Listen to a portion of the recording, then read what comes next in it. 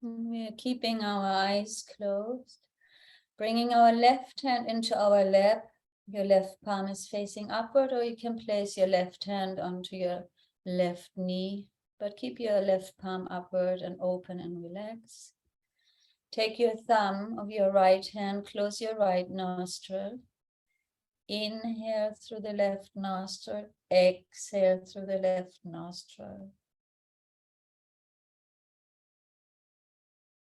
And let the breath be really relaxed and at ease, nothing to be forced, nothing to lengthen or expanding or shortening or pushing. Just let the prana move in and the apana move out.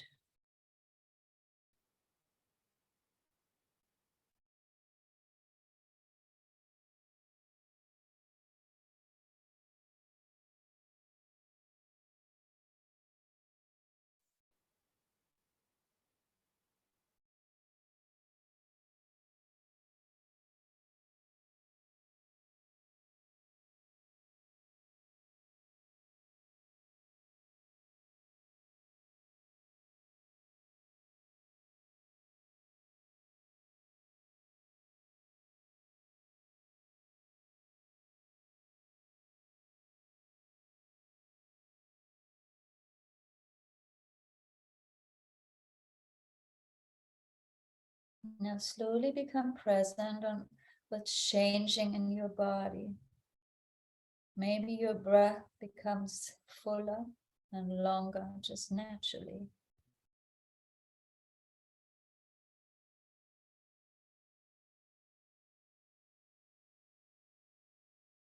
Maybe you're experiencing that you're expanding your inner space just by breathing consciously.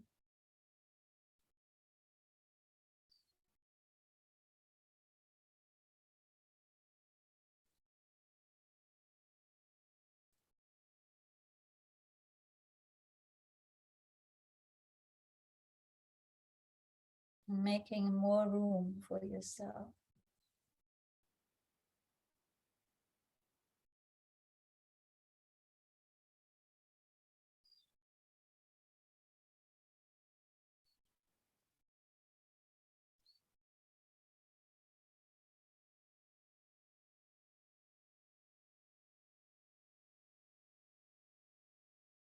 Maybe you become aware of that your shoulders are a little crunched up and drop them.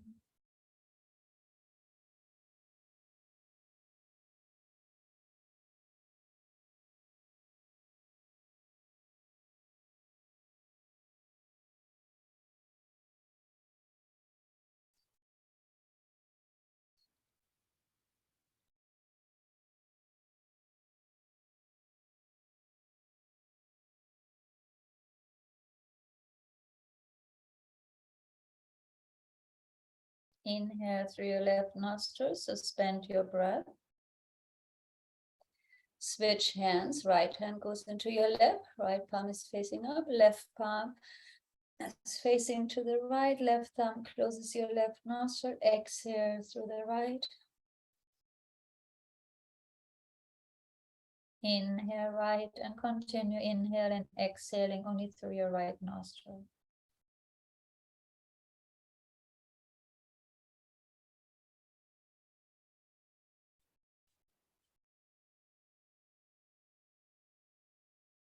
When we're breathing through the left nostril, we are calming ourselves. When we're breathing through the right, we're activating.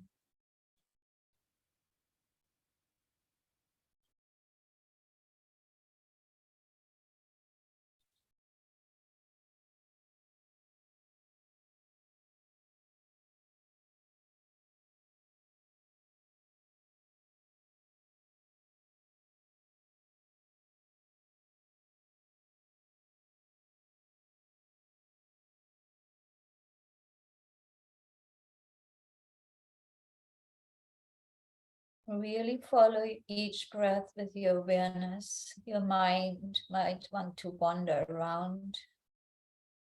Call it back in. Keep it under control. And just stay with the breath.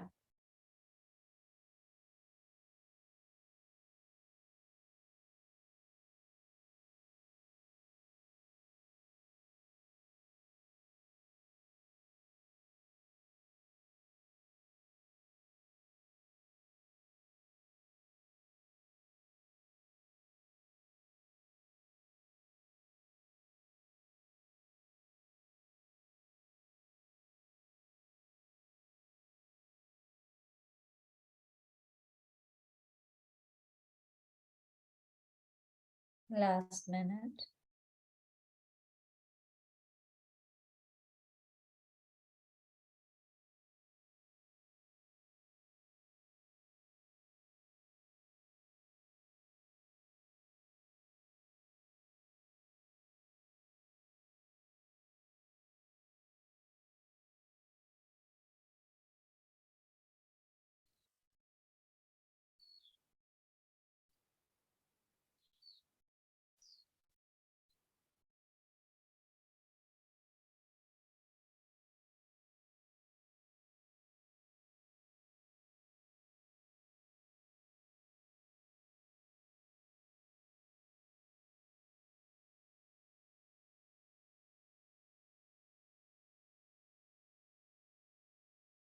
Inhale through the right nostril, suspend your breath, switch your hands again.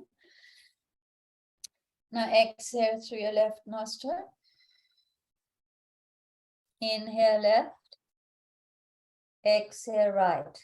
Inhale left, exhale right. Inhale, exhale, and go a little faster now.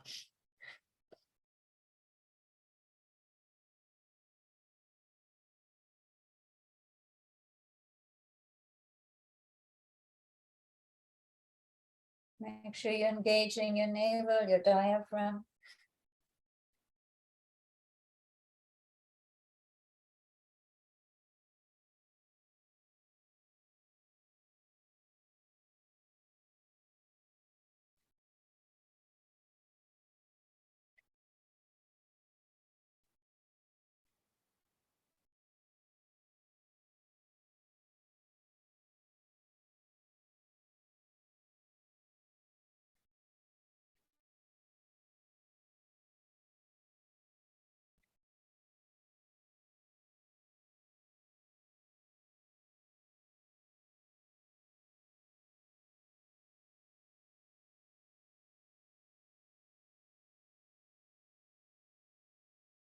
Now we switch, we inhale right, exhale left.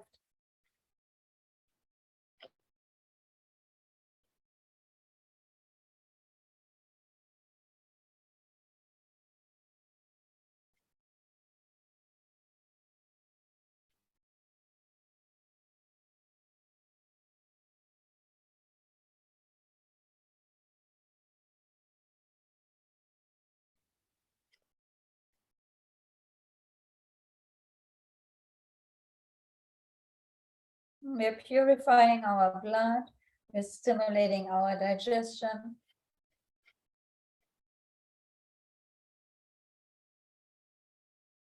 Cleansing the sinuses.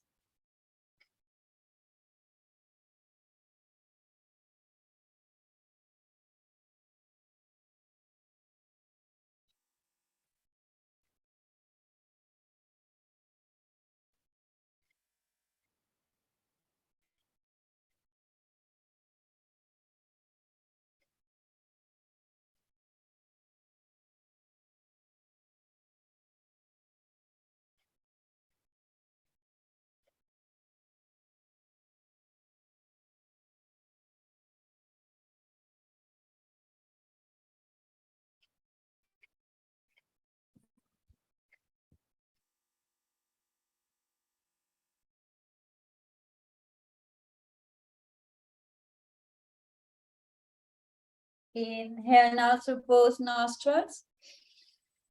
Suspend your breath, bring your arms up, 60 degrees, palms facing the heavens. Exhale through your nostrils, bring your arms slightly back so you really feel the stretch over your chest and opening around your digestive organs, diaphragm. Long, deep breathing here. Eyes stay closed. You can lift your head just slightly up and have a mild focus between your eyebrows.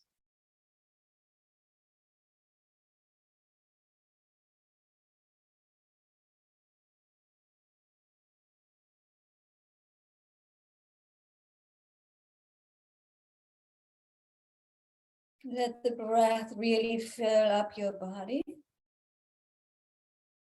Imagine with your hands you hold up your life. So see if you can keep your arms up For those who are new, this might be a little too much. Then really do what's right for you. Yeah, you can always bring your arms down for a moment and then you'll come back up. We will be here for 2 more minutes.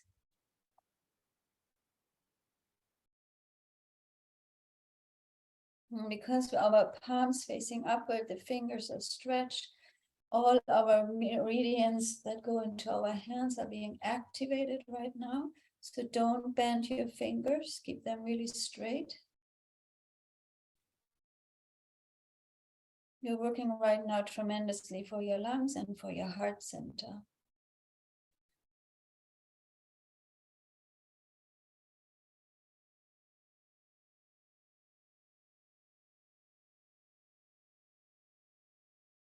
We have 1 more minute, we can do this.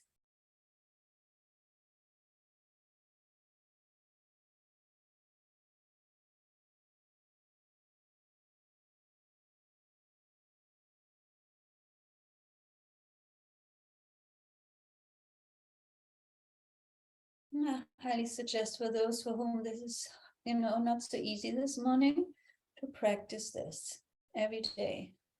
And just increase your timing by 30 seconds. It will be really helpful for your heart if you can keep up for 3 minutes minimum.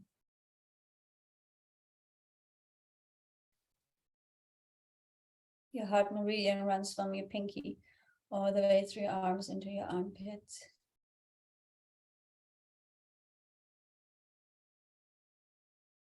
Good. Inhale deeply. Now suspend your breath, pull your perineum, sex organ, navel in and up and squeeze. Hold it just for a moment. Hold your breath. Still holding your breath, have the back of your hands touch overhead.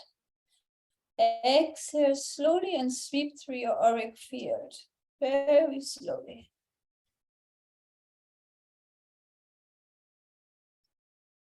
And then we rest our hands onto our knees, bringing our chin to the chest on the exhalation.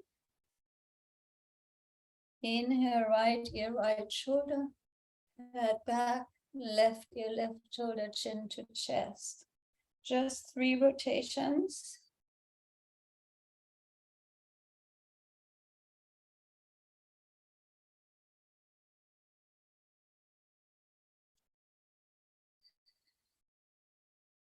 And then we reverse.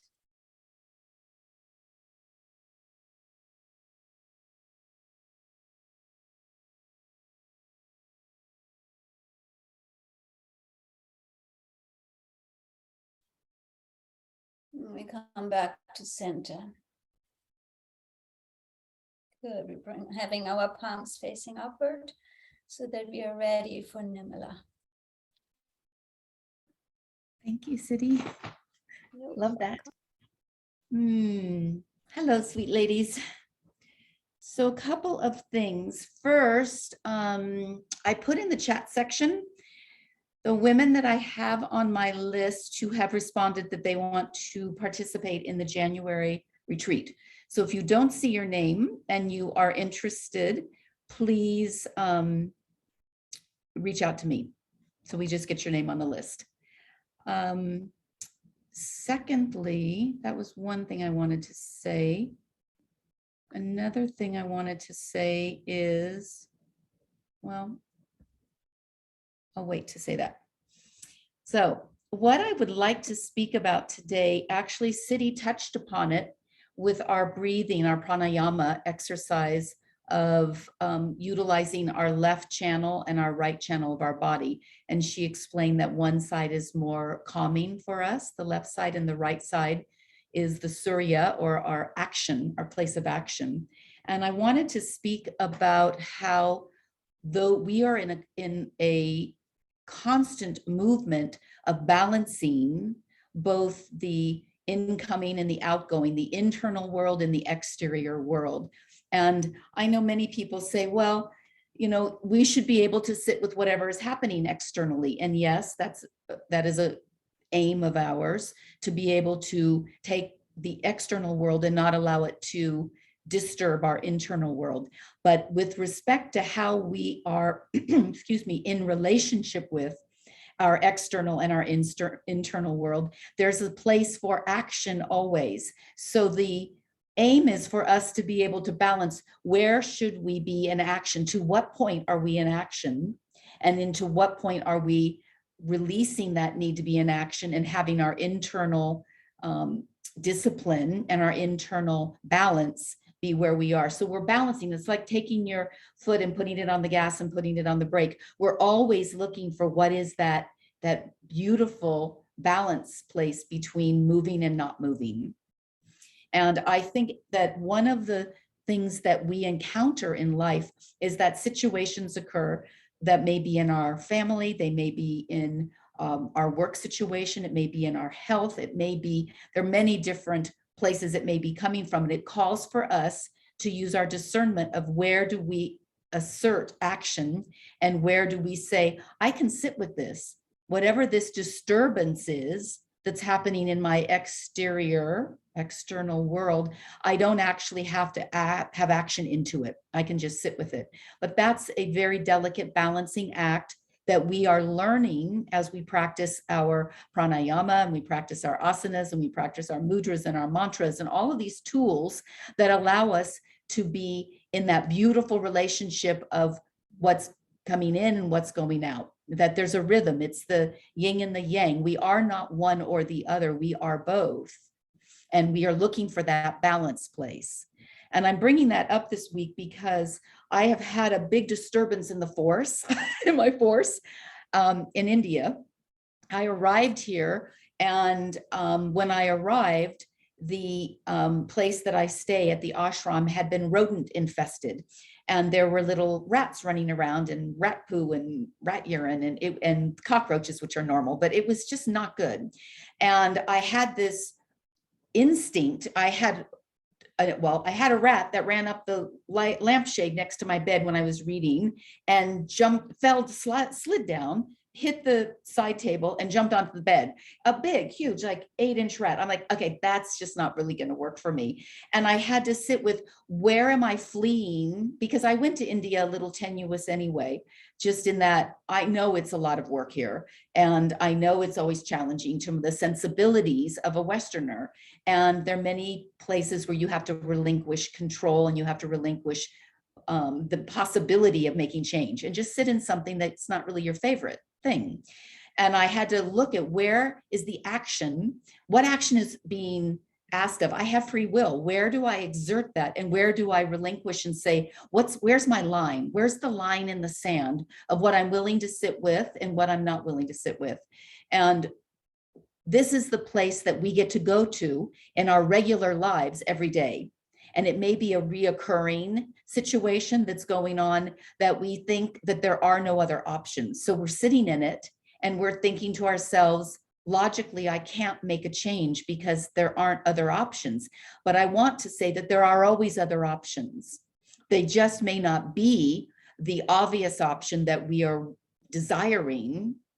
They may be something else. And that if we keep ourselves stuck in a place where we say, if I can't do this, then I can't do anything, then we feel paralyzed, we feel disempowered, and we feel as though we're in a situation that is overwhelming us.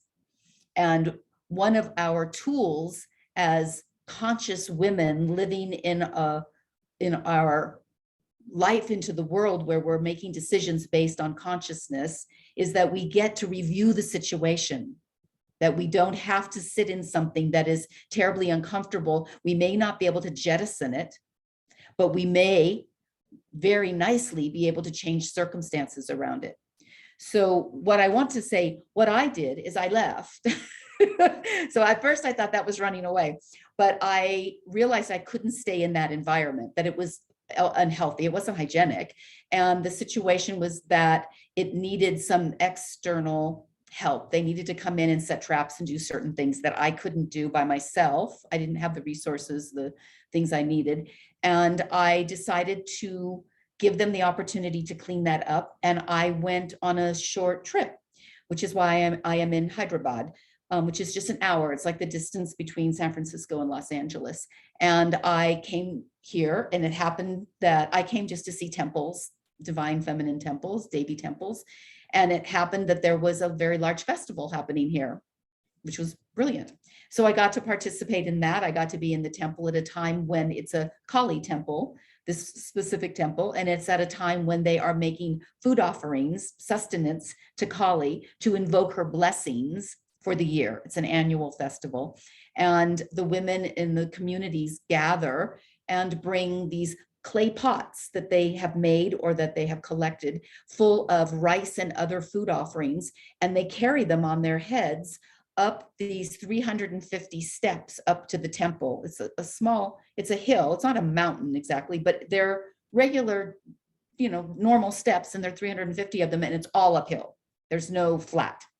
And they're carrying these, balancing these, tall pots on their heads, and they're dressed in these beautiful, colorful saris. And it's a very celebratory festival. And I felt in such gratitude that I would be here when that was happening, and that I got to actually witness it and to be a part of that festivity that was happening for women. So the men were here also, but it's really about the women that were carrying this sustenance up to offer to the deity. And what it reminded me of is that when we step outside of that which is not working for us, when you decide a situation is not working for you, whether it, whatever, on whatever level, that we have to consciously decide, this is not working. I'm looking for other alternative plans and possibilities. And before I shut myself down and say, I have to stay in it, just gut it out, I'm going to see if I can be creative and come up with something that allows me shift. Even if we only shift a small amount, there's a sense of freedom. And we want to be empowering ourselves, not disempowering ourselves. So the question for me always becomes, how much do I receive and stay with what is, and how much do I use my individual fiat that was given to me by the divine source that allows me to make decisions to move outside of that which is not working for me? And so one of the things I wanted to talk about, because it impacted me when I thought about my space, is that I've been studying a little bit and very intrigued with something that's known as Vastu. It comes from the Indian Vedas, so it's very ancient teaching, and it's a teaching about how we become in concert and in relationship with the cosmos, the energy of the cosmos, the elements and the directions in how we place ourselves and things within our living space in a way that becomes, it works together so that we have optimal flow and optimal inspiration. And I will say that feng shui is what came out of Vastu. So Vastu started before feng shui. And when the Vedas and their teachings were taken across Asia and into China, the feng shui became the way that they interpreted, according to their culture, what Vastu was. And so you'll hear many similar teachings coming out of feng shui about our environment. But the deeper question for me is, we want to be in resonance with the cosmic energy. That's what we want to do. We want to line up with the energy that comes naturally through nature, that comes through the beautiful sounds of the gongs and the bells and all of the instruments that we hear in the chants and the mantras that we listen to, because those are aligning us in a way that we are optimally operating in this environment. And not to take those things into account is just diminishing our tools. These are just tools for us to be able to live in concert with that which is already happening around us. So we could go along blindly and ignore it, or we can try to be in accordance with pieces of it. So I will only be able to touch on a few of the elements today, but I'd like to bring some up because I think that we will find there are many simple ways that we can integrate ourselves into our environment and into the universal flow that's happening around us, that does not require a whole reordering of our life, a whole reordering. So I'm just going to list a few. You might want to jot them down. I will send most of these in our email, our weekly email, so you will have access to them, because I culled down, it's a very big, sophisticated teaching. And I culled it down to some of the simple tools that we can use in and around our living space, that will be, practical adjustments that can be made to our environment rather than making this a big to-do. It's used a lot in India when they're building homes or offices. So they will look at orientation and the directions. It's really focused on the way that we know what to do with these individual directives is usually based on the 4 directions. Actually, they talk about 8 directions, or it's on the 5 elements. So we're integrating the elements and the directions, which are nature's gift to us. Nature has gifted the elements and the directions for us to utilize. It's in the cosmos, it's happening in astrology and astronomy, and it's happening in our home on this planet. So I want to talk a little bit about first altars. And we're going to do a whole day on altars, because for us to consecrate our own space, which we're each capable of doing, for us to consecrate our space, we need to include an altar space where we're intentionally placing objects, intention, color, beauty, whatever is bringing a sense of connecting us to the divine in our space, so that it is both a tactile, it might be a sensory in terms of you may be smelling something, it might be incense, it might be color, it might be deities, little, photographs of deities, it might be flowers, all sorts of things can go, but we're going to have a more lengthy conversation about altars. But for me, and I know for Siddhi, the altar space is the place where we connect to this effort that we're putting into our own spiritual development. So these are the physical manifestations of things we can look at as reminders of what it is, of this journey that we're on and how we're efforting in it. And it brings a beauty to our space. So we'll talk about that later, next week probably. But the one thing I wanted to talk about in terms of our sensory experiences in our living space or working space are the mantras. So we've talked and we've practiced a lot of different mantras, but it is a really beautiful thing if you can put a mantra on a recording on your whatever system, AV system you're using, and have it on in the background 24/7. Subtly, quietly. It's not going to be a great big huge thing that you walk in and you have to start chanting, but that it will sort of move through the space, and every once in a while you'll go, oh, I hear it, because it is creating a frequency. This is why we chant them. So mantras can be chanted audibly or they can be chanted silently. They don't have to be audible. You can play it in your space and not even chant to it, or you can chant silently to it. But just having that frequency in your space changes the energy of the space you're in. So we can talk a little bit next week about which mantra, but we have practiced several different mantras, and the mantra that works best for you is the one that is most appealing. So I remember when I first was listening to mantras, someone said to me, well, actually Guru said, listen to these 5 mantras and pick the one that resonates for you, because you will be called to that which you need. You don't have to analyze what it means. You don't have to say, I need this in my life, and so I'm going to look for a mantra that does that. You just need to listen to several different mantras, and the one that when you hear it, you go, that's it. That's the mantra I want to have in my background. And with Spotify and Apple Music and all of those, we can change that, regularly. But it's nice to leave it on for a period of time so you can allow it to really permeate your space. So that's a sound that is really important in space. Another thing to do in your space, we're talking about altars, we talk about sound, we talk about scent. So how a space smells to you will bring in either a memory of something, or it will bring in a deepening because you feel a resonance to it, like a sacredness. Incense are great to use in a space that is one you're trying to adjust energy. So incense, scented candles are fine also, but incense is perhaps a little bit better.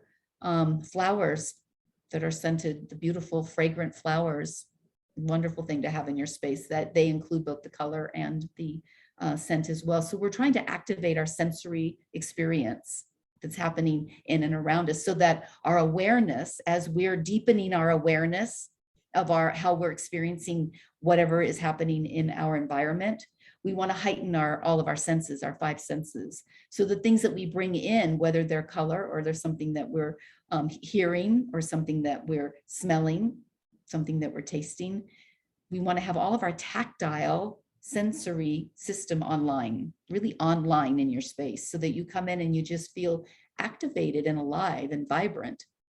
And one of the ways, City just mentioned this to me today, actually, that she had been decluttering. And one of the first things to do to get rid of stagnant energy is to declutter.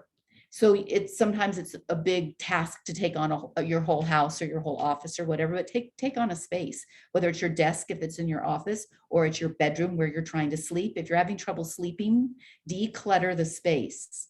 Because the clutter that's around us, it's not even the to-dos that are around us, it's the energy of it. Objects carry energy. And if there is a group of things that are just sort of floating around in your space that aren't really part of what it is that you're moving towards, then it just clutters. So declutter the stagnant energy that's in your space and your environment. It helps with organized thinking, and it helps with decision-making. Really important for us, particularly in rooms where you need to be productive or you need to be able to sleep. Another thing for our rooms is water feature. Water, one of the 5 elements that we work with. Water is something that is very soothing to our system. And we want to be in an environment that soothes us while it enlivens us. We want that balance, but we don't want to be crazy enlivened where we're agitated. We want to be softly enlivened. So water features, whether you've put a small one of those desktop little fountains, or you have the ability to put a beautiful garden fountain outside of your bedroom or whatever, and you'll hear that. But moving water, there's so many ways that we can have moving water that are simple on our desktop or on our countertop or wherever. Or you can play the sound of moving water, or you can have a painting or a photograph of a waterfall. It's the visual, even the visual of that. When you've seen a beautiful painting or a photograph of a waterfall, you automatically imbibe that energy of that water, and you feel a sense of, it relaxes you. So there are many ways to include it. It doesn't have to be physical water, but we want to bring in water because it's an important element. We are, whatever we are, 87% or 72% or whatever it is, water. So we want to feed that. We want to play to that. So really look at bringing water into your life. It enlivens the pranic force that's in our space, in whatever space we're working with.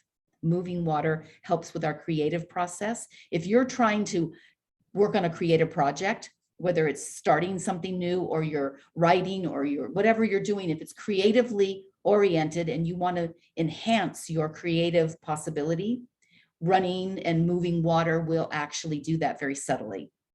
It's a really great solution. Another thing is to rearrange the furniture. So energy gets stuck in furniture, stuck in edges and corners. In Vastu and in Feng Shui, they're very careful about placement of furniture, and that's a bigger discussion. But one of the things that is very helpful is for you just to move things around. Just go take a table that's on one side of the room and put it on the other side. Switch it up and see if you feel lighter and you feel like there's more ease of movement of your energy energetically. If it makes a difference to you, you can feel into it. You don't have to have instructions about how to do it. You can just move it and see how you feel. See how you feel. Declutter the space and move the furniture around. One of the important things is our desk. Our desks should be cleared off. Some people like to work with a lot of clutter. And again, I'm going to say clutter typically stagnates our energy.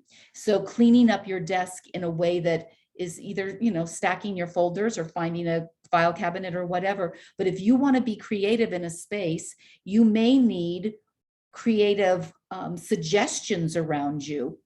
You may be a person who creates out of a lot of little pieces, but that is separate from just having general clutter. So look at a way that you can organize your workspace. Sleeping, they say that sleeping with your head, this is an important one. They say that sleeping with your head to the south, you receive deeper sleep and rest. If you're able to, fabulous. If you're not, then try the east or the west. Try not to have your head against the north wall if you can accomplish that, because that stimulates us and we're trying to slow down while we're trying to get our sleep. So we don't want to be stimulated.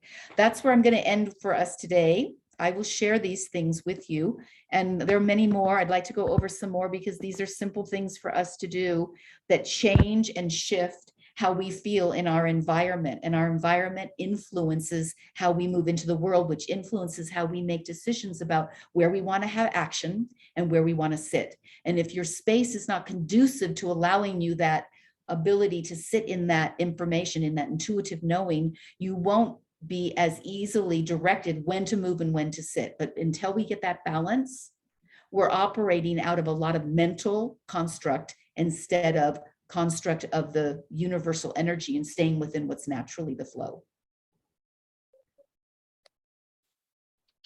Thank you. And I really think it's great that we have another session on it. Oh God. And I just want, before we go into our chant, I just wanted you to know that we will send out an email with our recording, with the names who are for the people who are taking part already in the retreat will be listed, so nobody has to worry. And Lydia, we will also check in on your email address. I don't know, because you said you didn't get any emails lately, so we will check on that. Yeah. So we will take care of all the little open items here. So I thought, the mantra that I'm playing a lot is the Lumen de Lumine. I just love it. It's the light of light, God of God, God by the way of light, light by the way of God. So, and I thought this morning we worked the inner with our breathing, and I thought it would be just wonderful sitting and having our palms forward.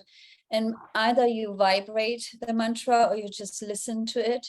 We listed it in our chat, so maybe you find it. So it's Lumen de Lumine, Deum de Deo, Lumen de Lumine, Deum vero de Deo vero, Lumen de Lumine. And you can just sit and imagine the light is coming to you, actually filling the space around you. Yeah, so you see the light in front, behind, to your left, to your right, above and below. And if you have the lyrics, you just chant it.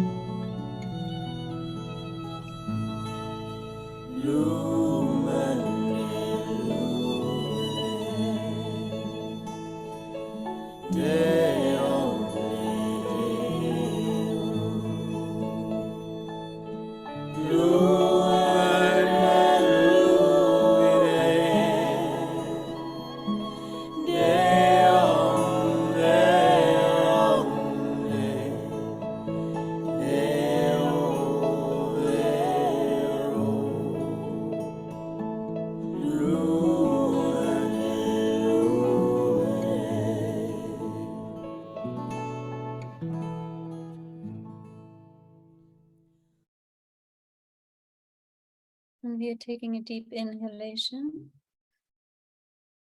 Exhaling, open mouth. 2 more times.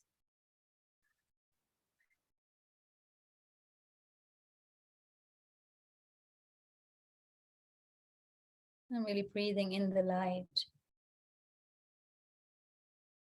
And sharing the light with our exhalation. Bringing our hands into prayer pose.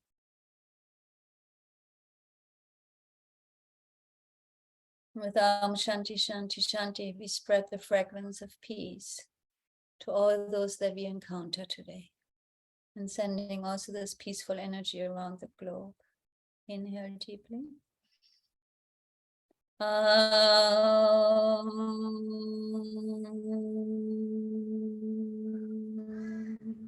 Shanti, Shanti, Shanti.